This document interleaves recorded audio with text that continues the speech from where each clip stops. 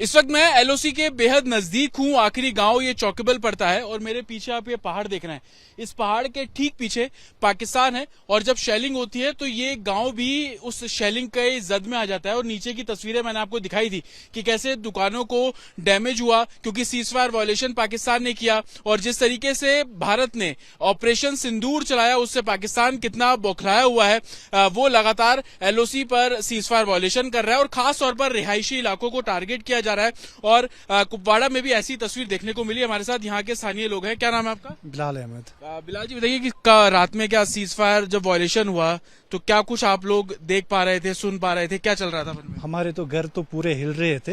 हमारे पास कोई बैंकर वगैरह नहीं है जिसमें हम छुप पाए, तो हम घरों में ही रात को रहते हैं। तो रात को बहुत सारा पूरा जैसे अर्थक्वेक होता है उस हिसाब से हमारे घर हिल जाते हैं। तो कहीं घर डैमेज भी हुए उस वजह से, धमाकों की वजह से। इस एरिया में लगभग 20 धमाके हो गए। 20 धमाके जी। रात को होता है कितने बजे शुरू हो जाती है? रात के 2 बजे। ये इनका कोई टाइमिंग नहीं है। 2 बजे से लेके कभी 7 बजे तक, 2 बजे से या कभी 10 मिनट में भी हो जाता है। इसका कोई भरोसा नहीं है कब हो जाए, कब शुरू कब खत्म। अच्छा, ये पहाड़ मैं देख रहा हूँ ये जी। तो यहाँ से पाकिस्तान कितनी यहाँ से पाकिस्तान बिल्कुल नजदीक है। ये समझो कि इस पहाड़ के पीछे में जितना यहाँ से लेके ऊपर तक है उतना ही पीछे से भी पाकिस्तान ही है। हाँ। वहाँ से फिर नीलम नदी है।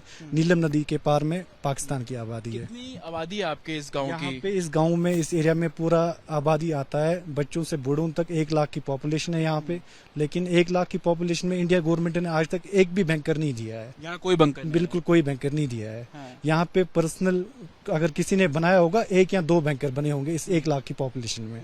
तो लोग जो है वो रातों को यहाँ से निकल के सड़कों पे भटकते रहते हैं। और नीचे मैंने देखा दुकानें भी काफी डैमेज हुई दुकानों है। में भी बहुत सारा डैमेज हुआ अपने इस मार्केट में। यहाँ पे बहुत सारे पिछले 2-3 दिनों से लगभग 10 से 20 तक गिरे होंगे। 10 से 20 तक बम गिरे होंगे। लेकिन दुकानों में बहुत सारा नुकसान हुआ। प्रॉपर्टी मैंने देखा जिस जगह गिरा वो गड्ढा हो गया सड़क हाँ, पे पूरा। वहाँ पे पूरा गड्ढा हुआ। यहाँ पे पूरी बस्ती में भी, पीछे से भी बस्ती में भी बहुत सारे शेल्स गिरे हैं। लेकिन पाकिस्तान क्यों ऐसे रिहायशी इलाकों को टारगेट कर रहा है? क्योंकि आप कह रहे हैं 1 लाख लोग रहते हैं।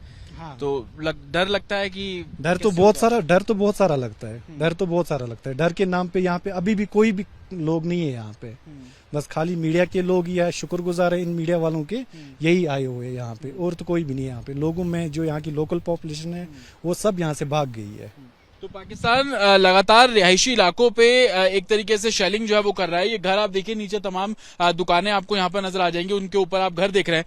पीछे जहां पहाड़ में आपको जो दिखा रहा हूं, आप देखेंगे पहाड़ों में जिस तरीके के घर होते हैं ऊपर लाइन से आपको घर नजर आएंगे। और ये पूरी जो ग्रीन बेल्ट आप देख रहे हैं, पहाड़ देख रहे हैं, इसके ठीक पीछे पाकिस्तान है। और आप अनुमान लगाइए कि जब शेलिंग होती है तो इस गाँव जैसे कि लोग बता भी रहे हैं कि ऐसा लगता है कि जैसे भूकंप आ रहा हो। 20 से 30 बार पिछले दिनों वो इस तरीके के जो एक्सपीरियंस या अनुभव या जो भी कह लीजिए, क्योंकि लोग डरे हुए हैं क्योंकि रिहायशी इलाकों को टारगेट करना। और कहीं ना कहीं ये एलओसी का बिल्कुल आखिरी गांव है। 5 किलोमीटर दूर यहां से पाकिस्तान शुरू हो जाता है। जिस तरीके से सीजफायर वायलेशन पाकिस्तान कर रहा है उससे जो स्थानीय लोग हैं उनमें रोष तो है ही, लेकिन डर का माहौल भी है। विजय पंकज के साथ अतुल शर्मा, रिपब्लिक भारत, जम्मू कश्मीर।